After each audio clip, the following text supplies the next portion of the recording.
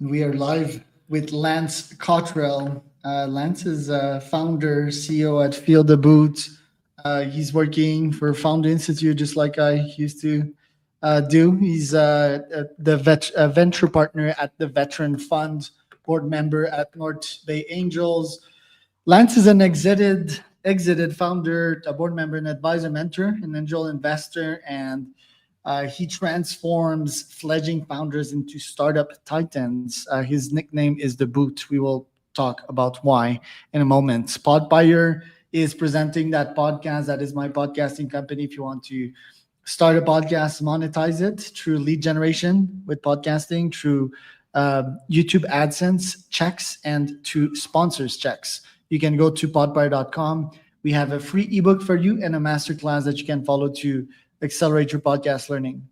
Lance, welcome to the pod. Lance the Boot. Tell me a bit more about yourself and what you've been up to as of late. Thanks. Great to be here. So lately, I've been spending all of my time working with early stage founders and creating content, mostly free content for founders who are working to build a business, get funding, work out strategy, find the right kind of product market fit for their product. So I've got a YouTube, TikTok, kind of all over the place. And why have you been in that industry? Why startups? Why ventures? Do you love adrenaline or what? Yeah, I mean, I got started pretty early in this world. So I started my company in 1995. Right, we were the world's first internet privacy company called anonymizer.com, creating B2C privacy solutions, really way too early. Right? But fortunately, it gave me some time to work out what I was doing, because before that, I was an astronomer. So I dropped out of my PhD in astrophysics to start Anonymizer in 95, had some time to work out what I was doing, survived the dot-com collapse, and then right after 9/11, discovered an opportunity and pivoted into the government. And so I ended up building platforms for conducting online undercover operations for the national intelligence community. That's where I found product market fit. Things exploded. But I pivoted my way out of any kind of competence or understanding of my customers. So I ended up selling to a intelligence-focused systems integrator in 2008 and got active in angel investing. Angel investing took me to advising. And I just found that that was addictive, working with early stage founders, helping them with their businesses, getting in at that kind of pre-seed level when everything about the company is starting to crystallize. That's just a rush for me. And how did being an astrophysicist and a spying software builder make you a better startup investor and advisor? So I think being an astronomer helps because it really brought a scientific mindset to what I do. When I think about businesses, I'm always thinking in terms of tests and experiments. How can we get real, better information? What quick and dirty things can we do to test all of the assumptions and hypotheses people have to try to get down to the truth of the matter? And then having done both B2C as well as B2G complex sales, and we also had some B2B in there, has given me a perspective across a lot of different spaces.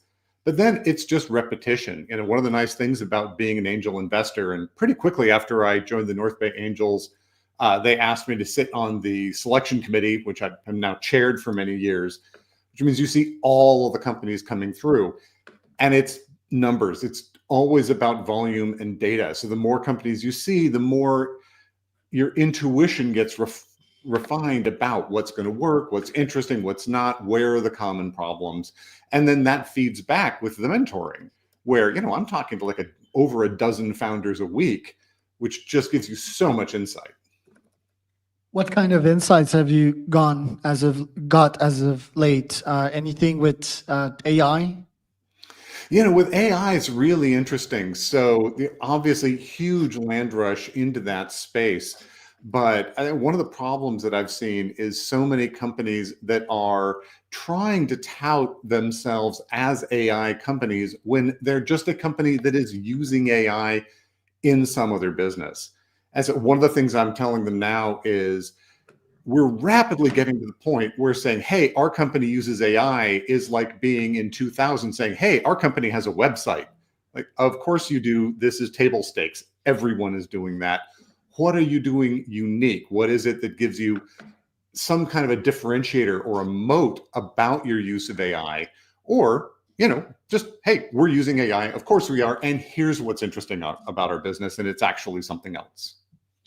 Right. And okay, other insights or niches that are pretty hot that you would think of even investing or starting a business in nowadays? So, really, one of my big passions is unsexy spaces. Right? Because when you're looking at some hot area, it's AI or it's blockchain, everyone is running in that direction.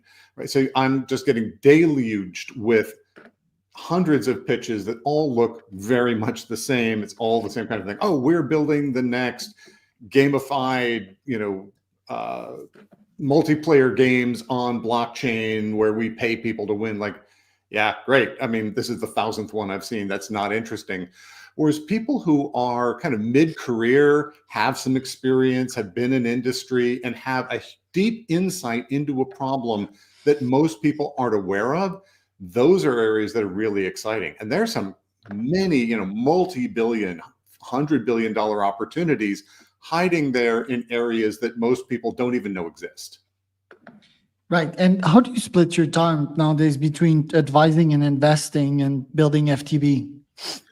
So probably it's about 50% advising, 50% FTB, and then investing is a pretty small corner of where I spend my time. And part of that is actually just sort of a hard reality of the moment we're in, which is I have a ton of illiquid investments that I'm waiting to exit. There's a bunch of them that are just right on the edge. They're looking good. But until some of those things pop, I kind of cash poor at the moment in that direction. I think once that happens, that'll probably expand out to be, say, 15, 20% of what I'm doing. Right. So should only rich people do the investment thing, the VC thing? I absolutely don't think so. And crowdfunding has democratized this in an amazing way. So lots and lots of people can get involved in these kinds of businesses. If you look at, say, AngelList, there's syndicates that will allow you to get in for a couple $1,000s in a single investment, rather than the sort of 25 to 50 minimum that you see with conventional high net worth individuals. I think the key is to look at your budget and understand the portfolio model. So if you just see an interesting business and you want to bet on it, you're just saying you want to be involved in an interesting business, but you're not actually being an investor. If you want to be an investor, you need to understand that most of your investments are going to fail, and a few of them are going to be huge. You want to look for ones with big upside opportunity, and then make a statistically significant number of investments. So if you're not ready to make 20 or 30 investments in the next, say, 7 to 10 years, you shouldn't be really playing in this space. However, the opportunity to make small bets allows you to, even with a fairly modest budget, still plan for that level of investment. The discipline is key, right? It's really easy to get excited about the first thing you see, put all your chips in on that, and then not have any ability to diversify, do follow-on investments, and all the other things you should be doing. The one caveat I'll say is that with a lot of opportunities on crowdfunding, the valuations are getting pretty stupid. When I look at this at an angel, I might say, okay, this company is worth maybe $7 million pre-money. And then I'll see it popping up on one of these crowdfunding platforms with a $30 million valuation and getting backers.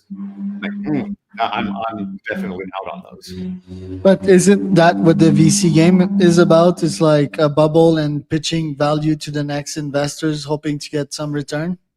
It Isn't is, like but I at think least on the crowdfunding 33% of the game? platform, it really tends to be a greater fool situation where, these people are hoping that the investors don't really understand how to do valuations, what competitive valuations are. They're able to make it sound sexy, get some sort of FOMO going, bring in investment, which can be great in the short term. But I think it's going to bite a lot of companies in the ass down the road, because they may not be able to raise their next round at the same value that they just raised on the crowdfunding platform. Now you've got down rounds. That really looks bad to everyone and can poison the well for future money. Right. The advising part, is it like charging a consulting fee, or do you take equity in all the companies you work with? So I do both of those things. I used to do the equity piece, so I'd be signing up as a long-term advisor with a handful of companies, but I can't really scale that very well. So just over the last year, I've been pivoting to doing more and more paid advising, paid hourly, putting together some programs. In fact, I'm just launching a program called the Funded Founder Framework to help early stage companies get their pre-seed rounds in place. It's a 12-week program. And I found that there's a lot of founders who are interested in that, who don't want to give up a bunch of equity to an accelerator. And they're much happier just dropping a couple $1,000s on a program to get the training they need. And is it that the challenge to get money from startups that are very cash poor at the start? It is. I mean, and the key here is that it's not huge dollars, right? I'm not asking them for $20,000 or something like that. I'm also really focusing in on those mid-career founders, and they're the ones I think more often that excite me. The people who are coming right out of college typically are finding theoretical problems, but they've gone through some entrepreneurship program, they've gone out and looked for a problem that they can go solve. Whereas the people who are coming mid-career, they're addressing a problem that they have experienced viscerally. They know there's not a good solution out there because they've spent 2 years looking for one for their own use and have decided to go build something. Those people also tend to have a nest egg, right? They've been earning well for the last 20 years. They can afford to drop a couple $1,000s. They may not be able to self-fund their company. They don't have $1 million to drop, but a modest expense is totally within their range. Right. What does a day-to-day in your life looks like? You're a grape farmer as well, out of practice martial artist, you're a gamer.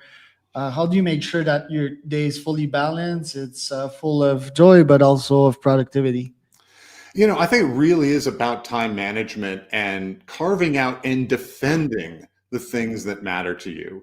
So, for example, health is really important. I work out almost every morning. I get up at 6 in the morning to do that because I've discovered that if I try to put it later in the day, other things just steamroll over it. But then I carve out certain afternoons and time on weekends that's going to be dedicated to hanging out, gaming with friends, or going out tasting wine, you know, networking with other people in the wine industry. Fortunately, I don't actually farm the grapes myself. I have a vineyard management company that does that.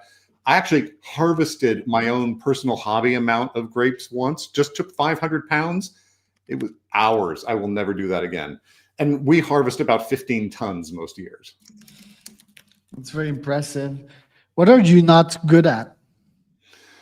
You know, networking and interpersonal stuff, really getting on the phone and reaching out to people. I'm terrible. I really enjoy interacting with people on an inbound basis, but I am a classic wallflower if I'm in a group situation. And then artistic ability, like, you know, when you're building a pitch deck, I can tell you what to say. I can tell you the order. I can tell you how to message it. I can create a through line, and I can create one ugly ass pitch deck, and you're going to need to go to someone else to make that attractive. That's great. What about your 2025 goals? What do you have for this year that would be different from 2024? So the big thing is going to be spinning up these courses. I'm really formalizing what I'm doing with Feel the Boot. I brought in a consultant to help me on that because, again, I've done a lot of direct sales, building product-based businesses, but I've never done a service-based business where I'm selling time and educational materials or myself. And so that's been hugely useful. Plus, I've got a book coming out, which I expect to come out probably sometime midsummer 2025 on fundraising for early stage companies. And so that's really been a project that I've been working on for the last couple of years, systematizing all the learning that I've built up over the last couple of decades. Right. And why are you bullish on books? I've been using AI to back up all my content into a nice book with bookwritegpt.com. That's my SaaS. What is making you bullish on books? Is it a fancy business card? So it is definitely a fancy business card. I'm not looking at the book to be of itself a moneymaker, but I think it does act as a validator. It demonstrates the knowledge and experience I have, just like the YouTube channel. I mean, I enjoy making the YouTube content. I enjoy creating these episodes. I've got 115 episodes of full-length content for founders on all sorts of topics. That's fun for me, but it also means I have very little selling to do when someone wants to work with me. they usually have watched 10, 20 hours of material that I've created. And so by the time they come in, they're ready to go. And I see the book really forming the same thing. And it's allowed me also, writing it has been a useful process in terms of distilling and formalizing my thinking about that fundraising process. So taking it from sort of this ad hoc set of experiences to here's the whole framework. Here's how to do it soup to nuts. Here's how to understand how to adjust it for every single company. I'm not a big believer in like templates. Here's the template, just fill in your data and you're good to go. I think startups are just inherently too unique for that. And so it's much more of a process and an understanding of how to build it. Nowadays, do you feel you're still chasing something big, or you've accomplished most of what you've set for yourself in this life? So for me at this point, it really is about impact. Right? I want to be able to move the needle on a large number of startups, really work with a lot of founders. The financial aspect of it really isn't a big factor for me. I could just go hang out and drink wine for the rest of my life and I'd be good to go. But frankly, I would find that insanely boring. And I really enjoy being in the heart of this.